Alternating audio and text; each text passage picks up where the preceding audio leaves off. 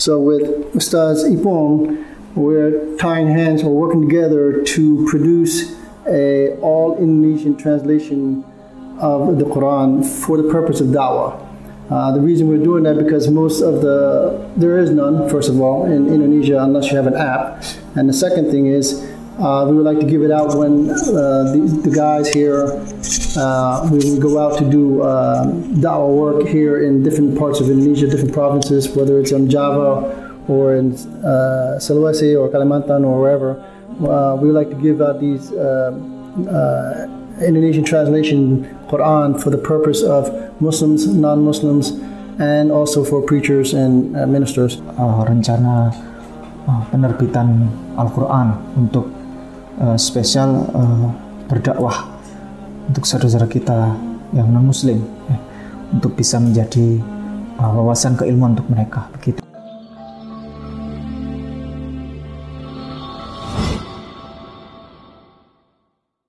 Ya, baik. Bismillahirrahmanirrahim. Assalamualaikum warahmatullahi wabarakatuh. Alhamdulillah, pada petang hari ini, petang menjelang malam, dan kami usai menjalankan salat maghrib untuk akan melanjutkan perjalanan dari Surabaya menuju ke kota Solo.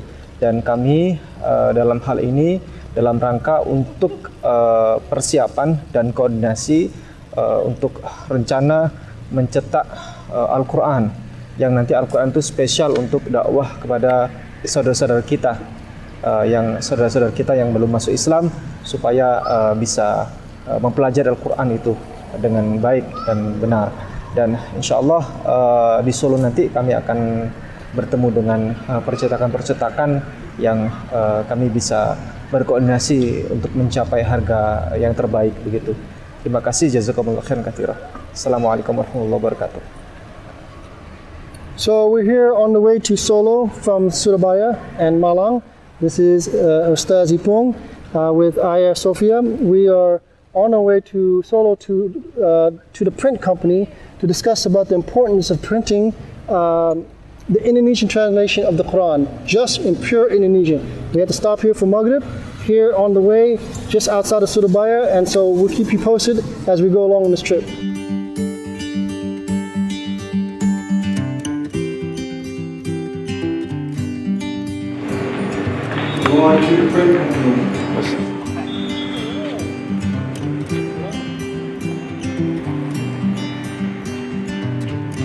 Bismillahirrahmanirrahim. Assalamualaikum warahmatullahi wabarakatuh. Alhamdulillah, kami tiba di Surakarta pada pagi hari ini, dan kami dalam rangka explore untuk rencana penerbitan Al-Quran untuk spesial berdakwah untuk saudara-saudara kita yang non-Muslim, untuk bisa menjadi wawasan keilmuan untuk mereka, begitu. Nah, jadi begini Ustaz, alhamdulillah ada Ustaz Fatwanuddin sama Ustaz Rianto. Kami perlu sampaikan bahwa Al-Quran yang akan rencana kami proyeksikan ini adalah Al-Quran untuk dakwah kepada saudara-saudara kita yang non-Muslim. Karena rata-rata Al-Quran yang versi seperti ini ada huruf Arabnya, itu mereka kurang nyaman. Satu, kurang nyamannya di mana Arabnya, huruf Arabnya besar, sedangkan mereka tidak bisa baca. Sedangkan untuk huruf terjemahannya kecil-kecil dan mereka kurang begitu nyaman.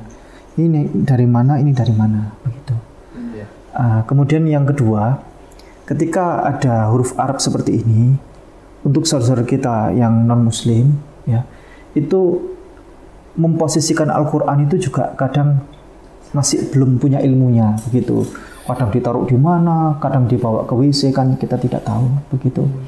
Jadi rencananya kami akan mentranslatekan, akan memproduksi Al-Quran yang Al-Quran itu biasanya sudah diterbitkan oleh negara-negara Barat, Eropa, di Australia juga. Jadi seperti ini, Ustaz. Nah, ini Al-Quran untuk dakwah, hanya isinya satu bahasa. Ya, ini bahasa Inggris saja. Ini full bahasa Inggris 100%. Nah, harapan kita adalah kita akan menerbitkan Al-Quran yang isinya hanya bahasa Indonesia saja, dan ini memang murni untuk dakwah. Karena panduan berdakwah paling bagus itu ya memang Al-Quran, untuk memperkenalkan Islam kepada saudara-saudara kita yang non-Muslim. Nah, jadi karena ini adalah panduan terbaik, maka dari itu kita akan cetak bagaimana caranya mereka nyaman ketika mempelajari Al-Quran itu. Nah, karena mereka juga tidak akan membaca ini, tidak akan membaca huruf Arabnya, dan karena belum bisa juga begitu. Tapi mereka akan membaca ini, mempelajari sebagaimana mereka mempelajari Bible, begitu. Ya Ustaz, barangkali nanti akan kita diskusikan bersama perihal rencana ini. Akan disambung oleh saudara saya, Tuan Guru Mr. Haris Toping. Silakan. Am I talking here or am I? Bebas, free. Talking camera and talking with. Assalamualaikum. We just arrived here in mana kita? Surakarta. Sukoharjo, Surakarta. Sukarta. Assalamualaikum. We just arrived here in Sukarta, just outside of Solo. We've joined. We come to the office of Ustaz Fatwan and Riandu. Sorry, and they're here. Their job is to print Qurans here in Indonesia, which has both the Arabic and the Indonesian. So with Ustaz Ipong, we're tying hands, we're working together to produce a all Indonesian translation of the Quran for the purpose of da'wah. The reason we're doing that because there is none, first of all, in Indonesia unless you have an app. And the second thing is, we would like to give it out when the guys here, we will go out to do da'wah work here in different parts of Indonesia, different provinces, whether it's on Java or in Sulawesi or Kalimantan or wherever. We would like to give out these Indonesian translation Quran for the purpose of Muslims, non-Muslims, and also for preachers and ministers.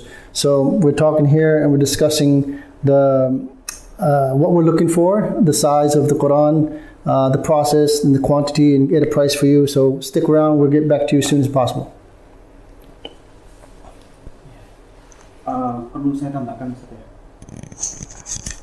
Perlu saya tambahkan Ustaz, kenapa kita menyampaikan bahwa Al-Quran ini adalah panduan dakwah paling bagus. Karena banyak yang masuk Islam gara-gara Al-Quran, Ustaz. Contoh, ada sahabat kami di Surabaya itu masuk Islam gara-gara salah membuka Al-Quran. Biasanya Al-Quran itu kan dari kanan ke kiri gitu, Ustaz ya. Nah, itu beliau sama memposisikan sama seperti membuka buku pada umumnya, membuka dari kiri ke kanan, begitu. Nah, akhirnya apa Ustaz ketemunya? Ketemunya surat Al-Ikhlas. Qul huwallahu ahad, Allahus samad, lam yalid wa lam yulad wa lam yakul lahu kufuwan ahad. Tersentak Ustaz bahwa Allah itu satu. Akhirnya dari situ tersentak, disampaikan oleh gurunya, pengajarnya, bukan begitu caranya membuka Al-Quran, tapi dibalik. Dibalik ketemulah surat Al-Fatihah. Sama juga. Maju mundur, kanan kiri sama juga. Ketemu sama Al-Fatihah. Habis Al-Fatihah ketemu sama surat Al-Baqarah. Alif Lam Mim, dzalikal kitabu la raiba fihi, hudal lil muttaqin. Jadi inilah kitab yang tidak ada keraguan di dalamnya. Jadi biasanya buku itu kan ada yang pede Ustaz. Skripsi, buku, hasil riset semua. Jadi tidak ada gading yang tak retak. Jadi karya ini adalah jikalau ada kesalahan murni dari penulis kan gitu. Al-Quran ini sangat pede sekali. Kitab pede, paling pede sedunia. Tidak ada keraguan satupun di dalamnya. Begitu Ustaz. Dari situ beliau akhirnya tersentak untuk tergugah ingin masuk Islam. Begitu. Seperti itu kurang lebih Ustaz. Nanti kita akan diskusi bersama. Terima kasih. Jazakumullah khairan. Assalamualaikum warahmatullahi wabarakatuh. Ya terkait apa tadi yang harus full bahasa Indonesia ya itu. Kalau dulu saya pernah dialog dengan tim Lajnah itu. Semoga saya tidak keliru atau mungkin kalau saya keliru mungkin saya perlu konfirmasi dulu ke sana. Kenapa ini harus dicantumkan ini apa namanya khot ini? Karena ketika ada salah dalam hal penerjemahan, orang yang tahu tentang Al-Quran itu akan meluruskan, gitu ya. Kalau ya maaf ya, mungkin di luar saya nggak ngerti ya nama itu teknis ya, tapi untuk di Indonesia kayaknya memang agak sulit untuk tidak menyantumkan khotnya, karena itu salah satu cara Allah untuk menjaga Quran itu adalah dengan khotnya ini, gitu ya. Kalau silakan untuk diterjemah dengan bahasa apapun silakan, kan begitu. Tapi ini harus karena yang paling gampang untuk meluruskan terjemahan dari khotnya, yang ini. Ya, tapi kalau terkait terjemah kadang persepsi macam-macam ya, bahasa itu ada yang termasuk mungkin ya saya kalau saya salah mungkin persepsi saya sendiri. Kenapa Injil itu gampang dibelokkan, karena dia nggak ada versi otentiknya nggak ada. Jadi ketika negara A menerjemahkan dengan ditambah pun mereka nggak tahu, karena nggak ada dasar hukum, dasar pembenarnya, gitu ya. Dan negara B menerjemahkan dengan versinya sana, ada yang dikit yang dikurangi, bisa jadi ini, bisa jadi seperti itu. Lambat laun, akhirnya bisa ada yang tereduksi, gitu ya. Quran tidak akan bisa, karena ada nih kuncinya di sini, gitu ya, di khotnya ini. Ya walau alam ya seperti apa nanti apa namanya, misalkan cara mana teknisnya menjebatannya ke mereka yang mungkin masih belum tahu tentang Quran ya, tapi termasuk cara menjaga Quran itu dengan khotnya ini gitu. Jadi Lajnah sendiri tidak merekomendasikan sebagai pintu masuk Quran menjaga Lajnah itu kan yang mengeluarkan ini ya, izin tasihnya ini, kita mau nyetak ini harus ada izin tasih dari Lajnah gini ya. Ini salah satunya, ini harus sesuai dengan Lajnah, harus ada ininya untuk menjaga kemurnian Al-Quran tadi itu gitu. Kalau terkait yang dari luar, Allah alam saya berlepas ya, saya nggak tahu kan gitu ya. Jadi kalau proses pencetakan penerbitan Quran di Indonesia itu kan ada yang membawahi Lajnah itu sebagai pintu agar tidak semuanya bisa nyetak, harus ada filternya di sana.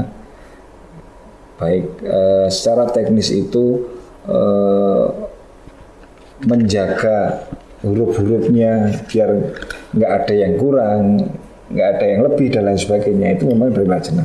Dan untuk pencetakan Quran, penerbitan Quran sendiri kan sudah dimulai sekian puluh tahun yang lalu, dan mungkin akhir-akhir ini yang kita rasakan semakin banyak penerbit yang dimudahkan Allah untuk menerbitkan Quran gitu kan. Kalau dengan landasan itu ada mungkin faktor ya, secara dakwahnya di luar, di kisaran-kisaran non-muslim, kira-kira mu'alaf dan lain sebagainya kok agak tersendat karena adanya Arab itu ya. Mohon maaf, mungkin apakah yang mau diterbitkan itu hanya sekedar dicetak atau ada legalisasi kayak ISBN, kayak tadi Tasghih. Karena ini kitab suci gitu kan. Kalau kitab suci tidak ada filternya untuk berpegang di literasinya, kan otomatis banyak yang menyaksikan nantinya gitu. Terkait dua itu, jadi do you understand? Yeah, I understand. Okay. Jadi penjelasannya begini Ustaz. Yang pertama memang betul ya, dari pelajaran-pelajaran yang kami dapatkan itu memang Al-Quran tidak akan berubah selamanya, dan kalaupun ada sesuatu terjemahan yang mengalami perubahan di situ, maka akan dikembalikan kepada naskah otentiknya. Seperti Dzalikal Kitabul La Raiba Fihi. Itu kan hasil terjemahnya sekarang kan ini adalah kitab yang tidak ada keraguan dalamnya. Padahal Dzalika itu kan itu. Nah, itu. Jadi mungkin bisa dikembalikan kepada otentiknya begitu kalau ada perdebatan dan lain sebagainya. Itu memang setuju Ustaz. Karena pelajaran yang kami dapatkan memang seperti itu. Sedangkan Bible itu tidak ada naskah autentiknya. Jadi LAI itu menerbitkan tahun 60 sama 80, tahun 90 itu berbeda semua. Nah, gitu. Babi jadi babi hutan, begitu. Tuan jadi Tuhan. Tuan awalnya Tuan, kemudian berubah menjadi Rabi, akhirnya lama-lama jadi Tuhan, gitu. Yohanes 13 ayat 13. Bukankah aku ini adalah guru dan Tuhan? Gitu. Ya memang aku ini adalah guru dan Tuhan dan Tuhan. Nah, kata Yesus, sekarang berubah Ustaz. Jadi bukankah aku ini adalah guru dan Tuhan, gitu. Padahal kalau di bahasa Inggris itu Lord juga. Tuhan ya. Tuhan, Lord. Kalau di bahasa Yunani juga Tuhan juga. Adoni kalau di bahasa Ibrani ya. Kalau bahasa Yunani itu Kurios, Tuhan. Bukan Tuhan, bukan Theos. Yeah. Jadi seperti itu Ustaz. Kemudian begini, mungkin solusi dari itu, ini adalah bukan Al-Quran Ustaz, tapi adalah the translation of Quran, terjemah. Ya, jadi nanti covernya adalah ini bukan Al-Quran, tapi ini adalah terjemah Al-Quran. Nah seperti ini. Nah kalau ini kan ini Ustaz, ini Al-Quran dan terjemah. Nah ini Ustaz, Al-Quran dan terjemahnya. Nah nanti kemudian kita bisa jembatani juga di depan kita tuliskan di sini bahwa ini adalah hanya terjemah Al-Quran. Jikalau terdapat di dalamnya yang kesalahan terjemahan atau perdebatan dalamnya, perlu dikembalikan kepada naskah autentiknya. Begitu Ustaz. Jadi di covernya kita dituliskan seperti ini, terjemah Al-Quran. Kalau ini bahasa Inggris ini, the translation of the Quran. Nah, begitu Ustaz. Kenapa ini tidak menggunakan bahasa Arab? Karena orang non-Muslim itu satu, ketika mempelajari Al-Quran nanti itu dia bisa nyaman, Ustaz. Urutan-urutannya itu bisa mudah dia membaca, sebagaimana dia membaca novel gitu. Karena kalau kita membaca novel kan enak, ada sudah berurutan gitu Ustaz. Dan semuanya ini satu huruf, satu language, satu bahasa. Kemudian kita juga untuk dalam rangka menjaga Al-Quran itu sendiri, supaya kalau ditaruh-taruh atau di mana gitu kan, itu tetap aman gitu. Nggak ada di sini naskah huruf Arab. Yang kadang mereka itu tidak sopan, Ustaz. Tidak sopan. Nah, dan kemudian kalau di HP Ustaz, kalau di HP itu kenapa non-Muslim tidak belajar di HP saja? Kalau di HP itu Ustaz, kita harus mengetikkan mana surat apa itu tidak seruntut seperti hardcover begini. Kalau hardcover begini kan dalam bentuk paper begini kan orang bisa membaca secara berurutan begini, enak. Tidak perlu kita harus ngeklik mana surat apa, ayat apa gitu. Begitu Ustaz. Nah, kurang lebih begitu penjembatannya. Kalaupun nanti kalau ini Ustaz, ini kan hanya terjemah Ustaz ya, hanya terjemah. Saya tidak tahu nanti teknisnya apakah hanya perlu butuh izin lagi dari lajnah atau tidak perlu. Kalau untuk ini ya, jujur kalau kami, misalnya kami penerbit kami, saya nggak berani untuk begitu. Kecuali misalkan apa namanya dari tim apa ini Mu'alaf Center gitu ya, ada kayak penerbit dari Mu'alaf Center gitu ya. Mungkin kita hanya teknisnya nyetak mungkin ya, itu masih mungkin ya. Jadi semua legalitas itu bukan di kami. Iya. Jadi misalkan hanya mau menggandakan, memperbanyak aja gitu. Jadi semua teknis itu yang kerjakan tim Mu'alaf Center. Kita hanya dikasih filenya gitu ya. Itu masih memungkinkan. Karena kalau kami misalkan nanti pakai Madinah gitu ya, misalkan pakai lama penerbit ini, akan karena bagaimanapun lajnah itu dia akan acak ketika dia mau melihat ke pasar itu. Quran itu dia akan ambil acak, termasuk yang terjemahan dan termasuk yang impor. Itu dia ambil acak. Saya pernah dipanggil tadi. Saya pernah dipanggil di lajnah itu terkait waktu itu saya nerjemah yang Aulia Amal Medhadi Mas 1. Saya di sidang itu ada ya kayak sidang itu ada tim lajnah semua ada, kemudian tanya apa dasarnya kenapa mencantumkan Al-Maidah itu sebagai pemimpin gitu ya, bukan teman setia. Ya saya waktu itu saya jawab aja, ya jujur karena waktu itu memang lagi rame proses terkait kasus orang nanam ikan bawa Quran kan gitu ya, menyinggung Quran itu ya di Ahok itu ya gitu. Jadi karena apa namanya waktu itu memang agak sensitif itu saya ganti jadi pemimpin gitu ya. Tapi tidak bisa. Saya lajnah tidak akan mengeluarkan AC kalau terjemahan tidak sesuai dengan lajnah. Kalau kamu mau pakai yang pemimpin, jangan pakai lajnah, tulis saja untuk kalangan sendiri kayak seperti itu. Begitu. Untuk kalangan sendiri bisa? Ya bisa gitu. Jadi karena tadi bilang Al-Auliya itu macam-macam penafsiran kita. Mungkin Muhammadiyah, mungkin NU, mungkin kayak Persis, mungkin itu sudah beda dalam menerjemahkan Auliya gitu. Ada yang teman setia, ada yang pemimpin, ada Auliya sendiri, nanti ada ini ya gitu. Akhirnya ya pokoknya kalau intinya kalau dia tidak sesuai dengan terjemahnya versi lajnah itu nggak akan dikeluarkan tasihnya ini, lembar tasih nggak keluar. Jadi kita nanti ada Quran ya biasanya nggak ada tasihnya, nanti biasanya ada ini untuk kalangan sendiri. Biasanya itu yang khotnya itu khot Madinah. Khot Madinah itu kan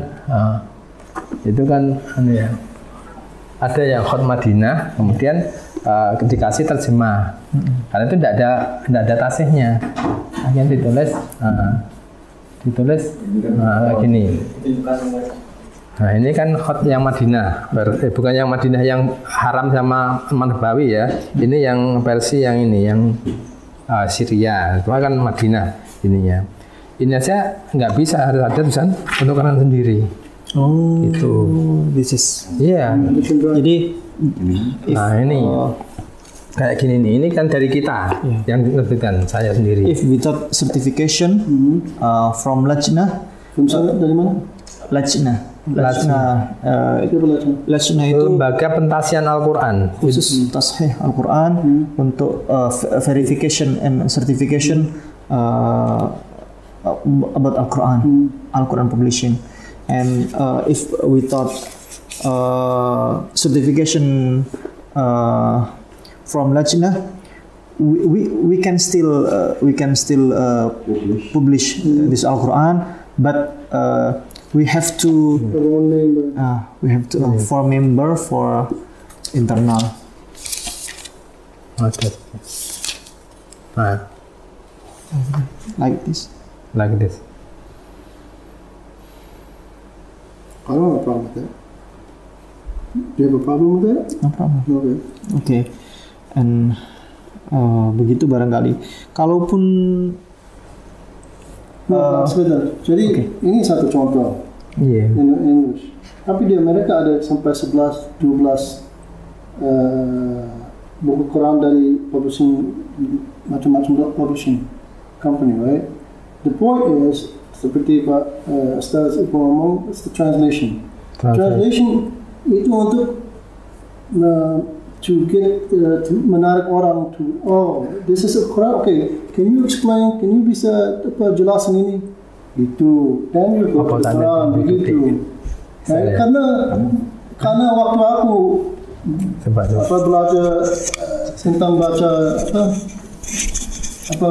improve my bahasa Arab, my bahasa baca Quran, aku harus pakai bahasa Inggris dulu. Ini bukan cuma bahasa Inggris, ada Spanyol, ada Prancis, ada Belanda, ada segala macam. Jadi karena di Indonesia, menurut aku, karena kurang lebih negara Islam itu your understanding of harus ada Quran sama harf Arab sama Indonesia bersama. I understand because orang bisa compare bahasa, bisa compare change the bisa pakai haraf sama bahasa kan. Ya. Tapi orang yang belum bisa baca haraf Arab, dia perlu ini. Ya. Gitu. But I understand your concern, right? Mengerti? My concern was concern. Concern. Yeah, mengerti concern. But the in the dakwah, right? It's not bukan tugas kita untuk kalau ada Quran, ada haraf Arab sama Indonesia. Yang tugas kita, we do the work. And yang kasih hidayah dan Allah. That's the point. Jadi kalau karena aku sudah jalan sama banyak dai di atas, saya akan naik sampai di bawah. Dan tidak ada orang bilang, tidak ada yang dari dai itu bilang, oh harus begini, harus begini. No, kasih. Kalau orang bahasa Indonesia atau pakai bahasa English atau pakai Francis atau whatever, the point is you give the da'wah. Jadi rencananya Al-Quran ini memang tidak kita jual, tapi kita bagi-bagikan gitu, Ustaz. Jadi memang murni untuk dakwah. Nah, selama ini Ustaz Ipung punya legalitas penerbitan nggak? Nah, tidak ada. Artinya kan ya balik lagi ke sebenarnya kalau ISBN itu tidak perlu legalitas sebenarnya. Ya. Misalkan dicetak diterbitkan oleh Mu'alaf Center itu sudah selesai. Ayah Sofia maunya ini punya yayasan kan gitu kan dari yayasan itu. Yayasan apa yang melalui di situ ada yayasannya gitu. Ya. Coba Dari estes. saya boleh nyebut ya. Boleh, Ustaz. Alat orang Lajnah. Boleh, silakan. Tanya dulu. Malah lebih enak. He want to call Lajnah.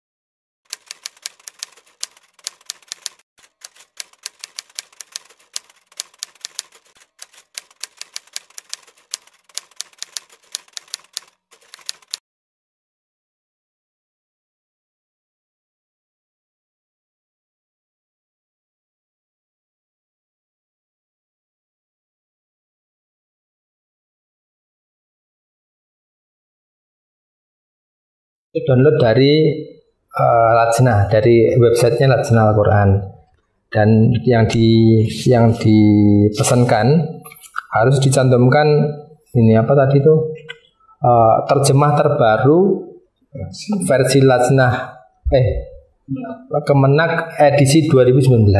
Itu yang nanti biasa ada nanti di naratornya ada nanti keterangannya sudah ada, tinggal nanti aplikasi aja gitu.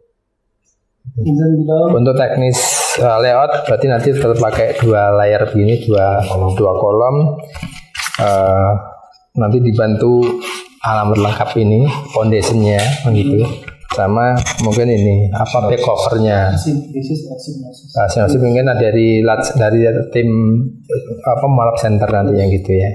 Nanti isinya apa gitu hanya sinopsis untuk menjembatani.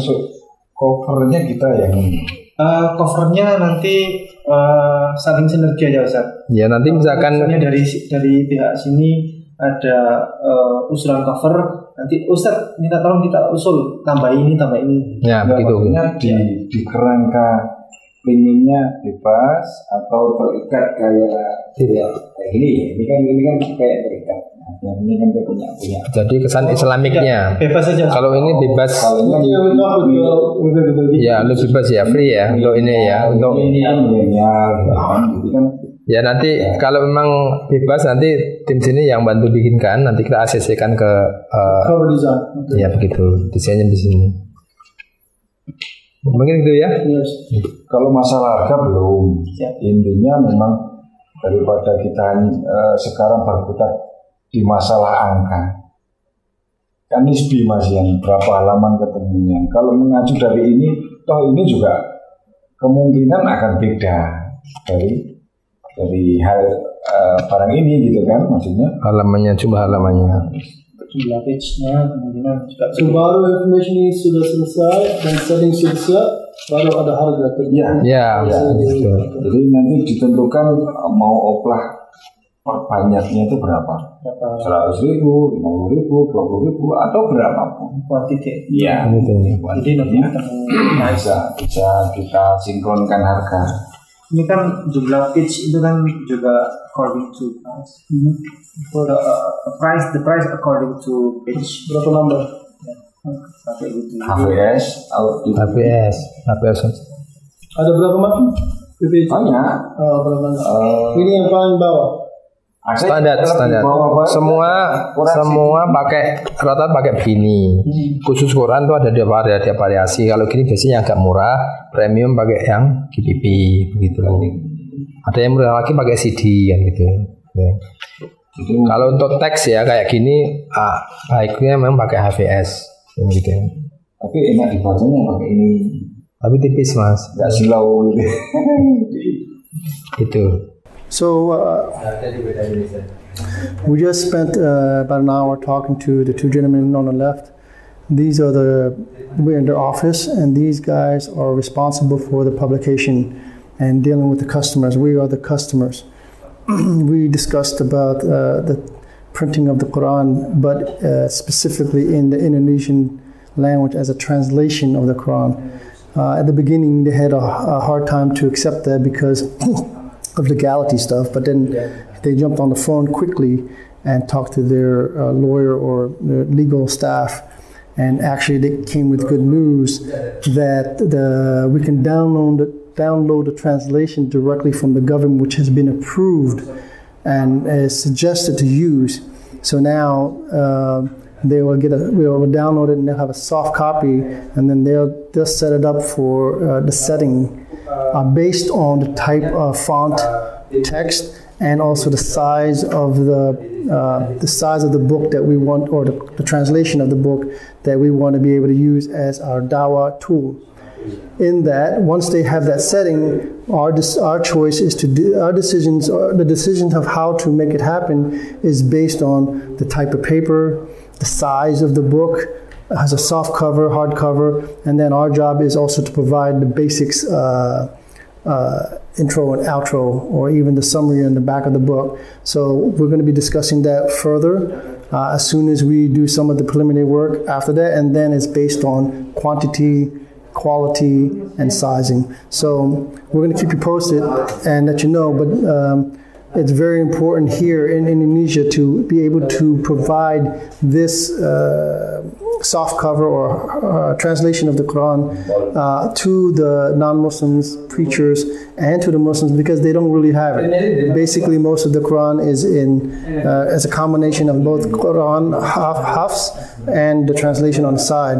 And what we want to do is provide just a Indonesian translation to the public. So we're in process of making this Quran project happen between Estes Heritage Foundation, Amana Relief Group, Amana Relief Center, and also working close with the Ayah Safia Mu'alaf Group, and we're probably going to work with them most likely as our distributors to get it out to the places that need to get the books. So we just came out of the meeting in regards to the publication for an Indonesian translation of the Quran. Why are we here? We're here because it's a in-demand need these days here in Indonesia. There are a lot of people who don't have access to the Quran. And yes, there are software apps on phones, but there are people in villages outside of Jakarta and in other islands and provinces that don't have the phones as typical as we do in the city. So but we're doing a lot of dawah. The teams here that are reaching out to the non-Muslim areas or villages are doing miraculous work, whether they're in Ambon, Maluku, or they're in Sulawesi or Kalimantan, or even here in East Java. So it is very important that we get this done, where we can get Qur'ans in the Indonesian translation out to the people.